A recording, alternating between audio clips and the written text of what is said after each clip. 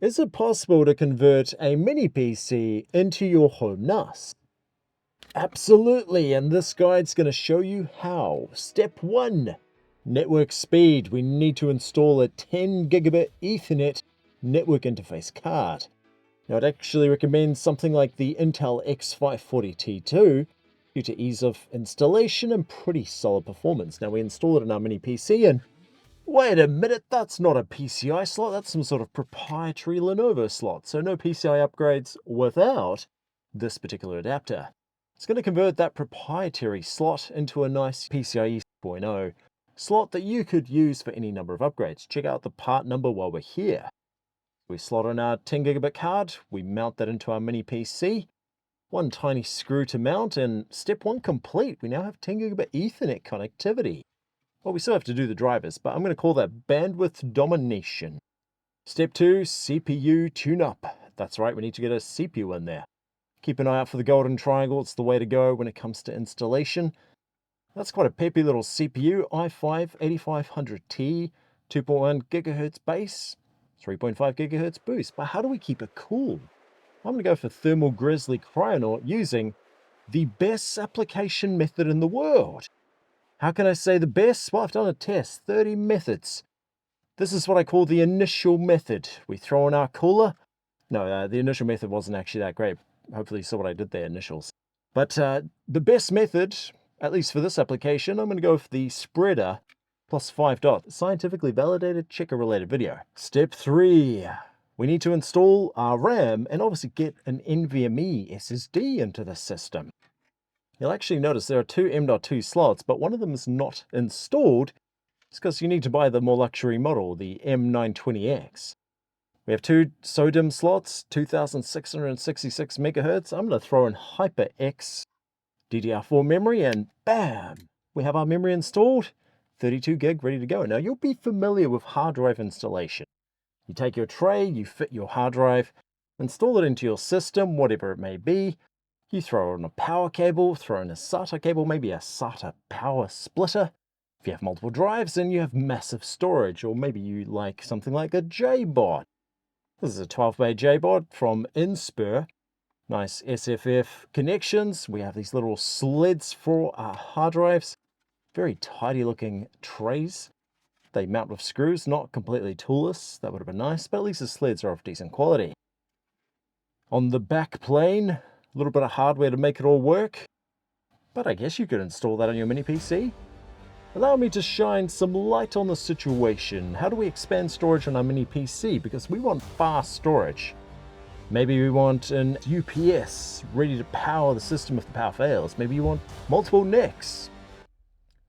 Introducing what I'm going to call a Frankenstein mini server, or FMS for short. Check a related video where this abomination was created. We took a defective NAS, tore it apart, stripped it all out, and it's basically serving as a JBOD at the moment. The goal is a low power NAS, less than 25 watts, powering everything all by itself. I'm going to use these little USB to SATA adapters. And Proxmox. I'll show you all of that very shortly.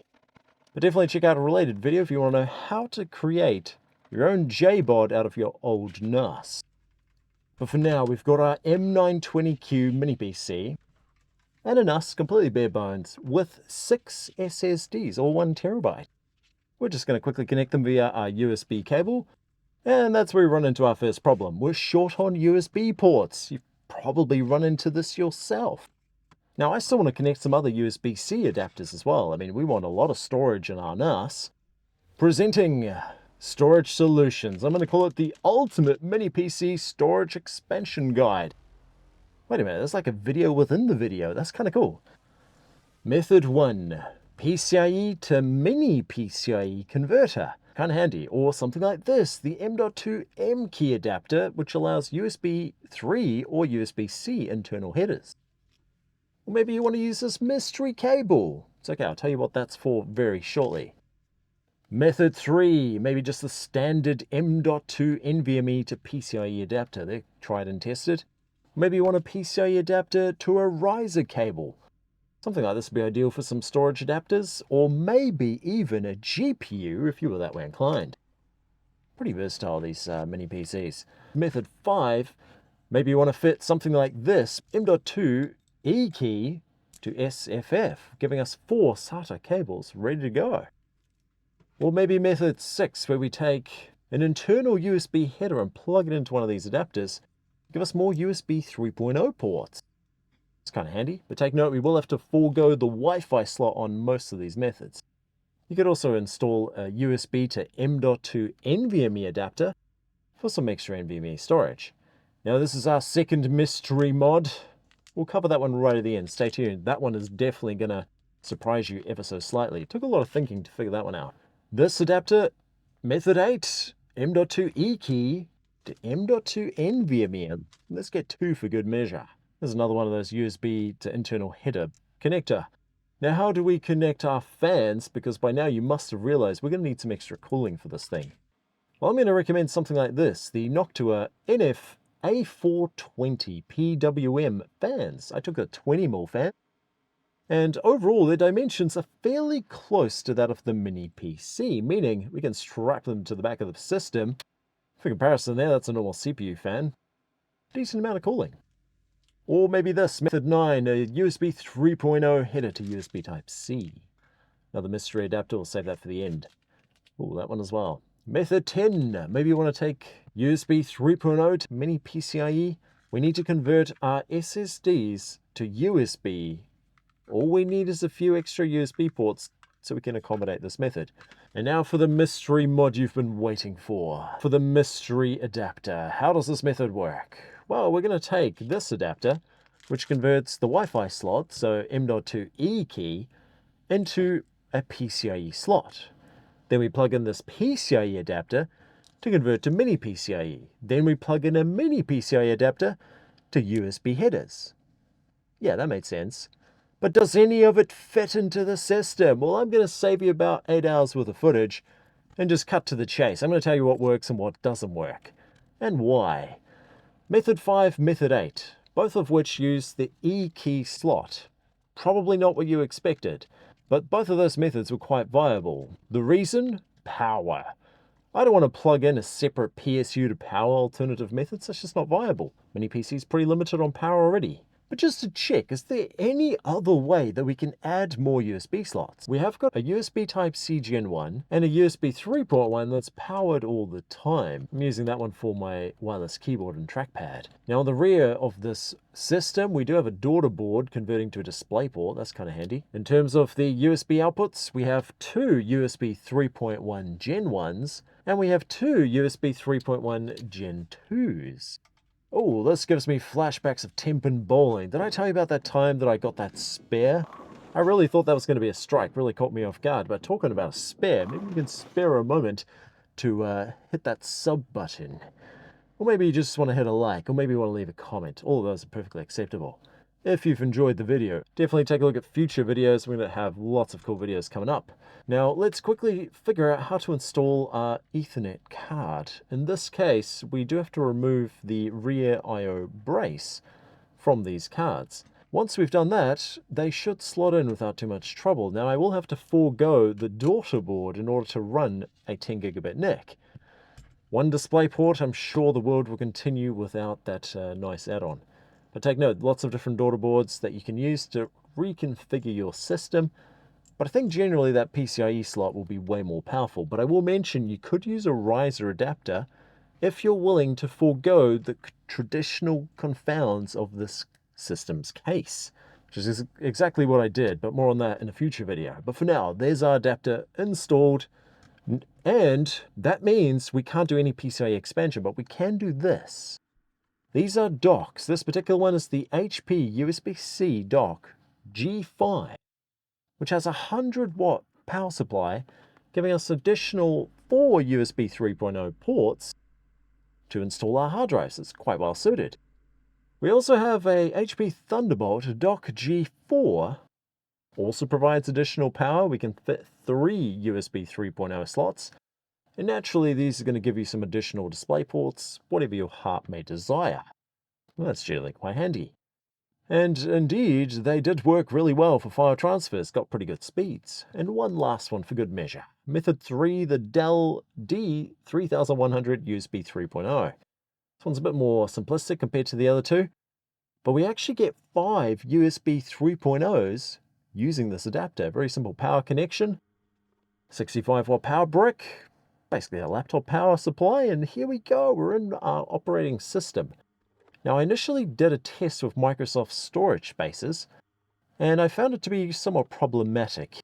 So not my best recommendation for how to manage your home NAS, but very nice on these docks. Now, take note for those network interface cards, you will have to install the driver.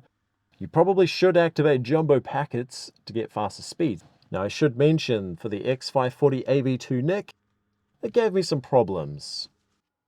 When the system is not powered, it was drawing power and it managed to pull up to 42 degrees Celsius in the off state. I don't think I'm going to use that one. It feels a bit unsafe. Okay, step 5. How do we actually get our NAS software up and running so we get our mini PC to be a NAS? Well, I'm going to use Proxmox as an open source hypervisor, which is just a fancy way of saying it can manage several operating systems virtually. Check out our specifications. We've actually got our 32 gig of memory and 6 cores to manage. Now you'll see all of the different VMs that I've installed thus far, but they're not all running at the same time. You can actually toggle which ones you want active. I mean, of course, we only have 6 cores. We got to be a bit more frugal with how we allocate our cores. But each one of these virtual machines or VMs get their own application. You can fine-tune the hardware, all virtual, of course, not actually attached to it, but it uses the Lenovo as its core system. We simply go to the console, boot up the hardware to whatever specification we've set up, fully customizable, and then we use the software. Now, the only challenge I've really run into is audio pass-through, which hasn't worked so well. But as an example, I mean, this could be you. You could be in your Ubuntu Jellyfish OS. You could load up, I don't know, your favorite video game and maybe do a race or two, if that's to your liking. Not that you normally race on your NAS, but you get the idea. You can do whatever you want. Now for the setup. I'm going to go with TrueNAS Core to manage this particular configuration. So Proxmox is going to virtualize the hardware and TrueNAS is going to manage the RAID, but technically Proxmox is going to manage the RAID as well. So really TrueNAS is just being fooled into thinking it's doing anything. It's complicated. I'll show you how it works. It's really not that complicated. It's actually quite straightforward. Okay, let's see if we can figure out how to install TrueNAS Core on Proxmox.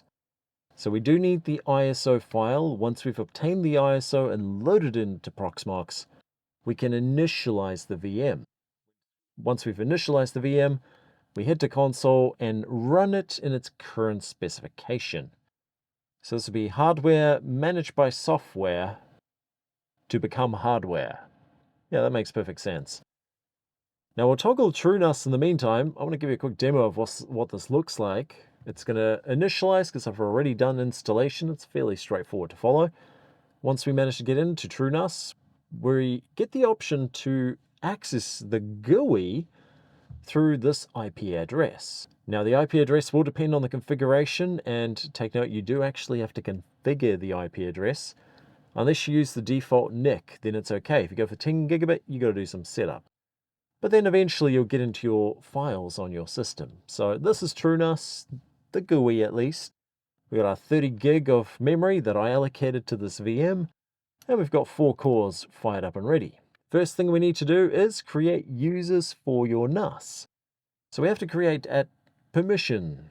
Only certain users with the correct credentials that you specify will get access to your data. You can toggle if they're a pseudo member, or maybe they're from the Microsoft lineage. You decide on all of those details. Now the next thing is a bit more complicated. We have to go back to Proxmox to create a RAID pool. Now, for this RAID pool, I'm actually going to use 4 1 terabyte SSDs. The SSDs are somewhat questionable. If you've been following the channel for a while, you may know that I bought 6 AliExpress 1 terabyte SSDs. Now you might be thinking, why is this guy crazy enough to buy Goldenfir 1 terabyte SSDs? We'll call it an experiment. I want to know for you guys if it's even worth considering. Conclusion, I think one of the DRAM chips on there are relatively fast. The other three, not so much. So you get good speed initially and then they slow over time. Now, very important, in TrueNAS and Proxmox, you have shell where you can enter specific commands like lsblk, which is going to give you a very quick snapshot of all of the drives within the system, as well as their partitions. Now, this is going to get really handy because we want to identify the drives that we want to use in our RAID pool.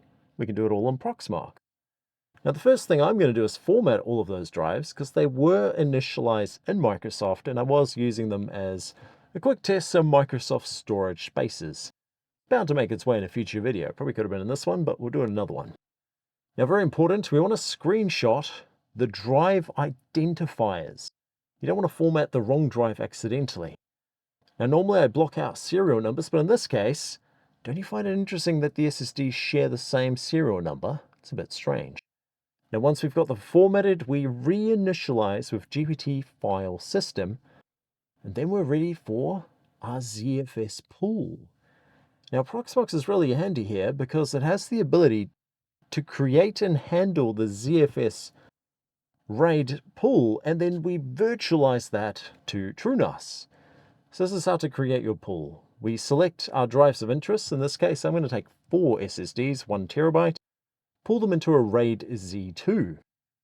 Why RAIDZ2? Well, it might be because I don't trust the SSDs fully. So I'm going to allow for a 2-disk failure tolerance before I lose any data.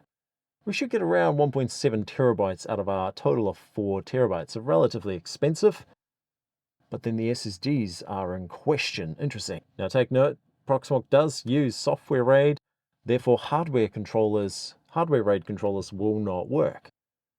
Now, once we've done this, we can actually fractionize that particular RAIDZ2 pool to allow for multiple VMs to access the same pool of data. That's the whole benefit of this. Now, for this demo, I'm going to allocate 1.5 terabytes to TrueNAS, and we'll see how it handles it. Now, relatively straightforward to create this pool. Now, once we've done this, we do need to go back to our virtual machine and actually allocate a set amount of storage to our virtual machine. Now, in this case, I'm going to allocate somewhere around 1.5 terabytes of the RAID pool for the demo. Now, once we've added that, we can reload that virtual machine, and we should be able to access that information through TrueNAS. And sure enough, if we go to TrueNAS, create storage pool, you will notice in this case, our ZFS drive does show up around 1.5 terabytes. We toggle it. Yes, it's going to be upset because it thinks we're doing a single drive in stripe confirmation, but really Proxmox is doing the heavy lifting. Give it a name. Unique identifier is always good. Keep track of all your storage pools. TrueNAS does prefer to call it a VDEV, which is basically just a fancy way of saying a virtual pool of disks managed through software RAID. Now for the fun part, we need permission. You need to allocate which individuals is going to be able to get access to that storage pool. Now definitely take a look at this little setting here, guest access. If you ever run into problems getting access to your files and your network is relatively secure, you could toggle guest access, which takes out some of the headache of file permission. But generally worth the time to set it up properly so you can actually gain access through a secure password. It also limits other people on the network from changing your data. Now, if we go back into our shell commands and we enter zpool status, we can actually check the health of our RAID pool. But it's really not needed in this case because TrueNAS isn't managing the RAID, Proxmox is. But you can do it on Proxmox as well. Still a handy command to know. Take note, you can also monitor all of your system resources through TrueNAS. CPU, memory, the ZFS pool, everything. Now for the time being, I'm going to add a second NIC to our VM so that we can actually access the 10 gigabit networking through this system as well. But you're going to notice it's not as easy as you would like.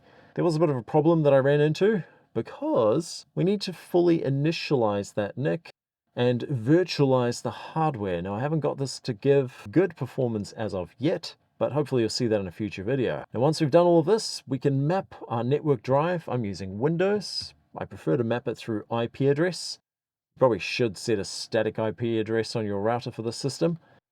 Add in your username and password, and now you have access to your NAS through your system. Now, in theory, you should be able to then transfer files to it, but if you get a message like this, somewhere in your configuration for the user, they don't have permission for storing files on that location. So I guess it's a handy security feature. But take note, that's where this guest access setting comes in kind of handy. Sometimes we get frustrated, we just want to transfer the backup, and there it goes. Wait, why am I only getting 100 megabytes? Is that it?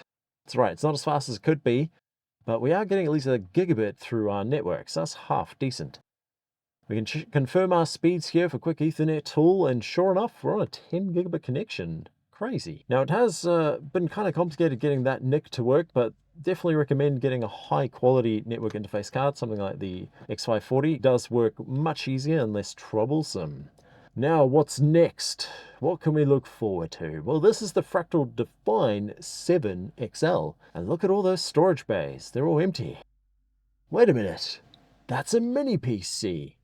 Surely you can't put a mini PC in a Fractal Define. That'd be a little bit overzealous.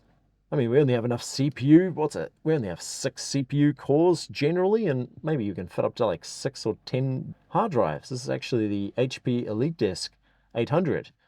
But what about this? And this cable? This is the HP Z840 and a special proprietary power converter that could allow us to convert the HP Z840 into our Fractal Define 7XL. We just connect up our cable, and then we got the system connected. Now, if this seems too good to be true, it has already been done. I actually sent a message to Diego. Check out his link in the video description. He has confirmed this can be done. He didn't even use this power cable. But take note, you could totally fit a modular PSU on here. Maybe a 1200 Platinum, why not? End result, well, after this conversion, we get 16 memory slots. You can fit your Haswells or your Broadwell Xeons. We can also install up to 16 memory modules of 2400 DDR4 registered. We have 7 PCIe slots, Gen 3. The front I/O has already been cracked thanks to the Z440's K-swap. We have a SAS controller and that SATA chipset. I mean, this is the ideal system. Add a couple of coolers on there, and man, you've got yourself a very powerful NAS motherboard. Am I saying that we're going to do this in the future? Maybe. Stay tuned for a future video where we may well transplant that motherboard into the Fractal Define 7XL, because I've reached a complete limit of my Z440 K-swap. And I will mention, if you're looking for more guidance and support, maybe consider joining our Discord group, where we get to hash out our systems in a slightly more interactive and real-time environment. So I guess Discord is like the hypervisor for YouTube, in this case. Now, if you have any questions or comments, or maybe you've done this on your mini PC, share your specifications. If you have a better method to expand your storage, maybe you want to share that in the comments as well. And another quick reminder, all of the items featured in the video are featured in the video description. So if there's anything that you're after, check it out. They are affiliate links, meaning I get a little bit of a kickback on anything that you may buy through those links. Thank you for the support. Well done. I'll see you on the next video. Stay tuned. RACERRRZ out. Ah, you're still there. Am I supposed to share some like secret footage in the last few minutes for those dedicated viewers? What would be relevant? Okay, the most relevant one is going to be talking about the Z440 K-swap. You may have seen the post that I made. It got a massive tune-up. That thing's running really well at the moment. Now, it has run out of storage expansion possibilities, and I need to find a way to add additional storage to it. So stay tuned for a future video. We will likely go through the Z440 with a bit more detail. Well done there. I'll see you on the next video.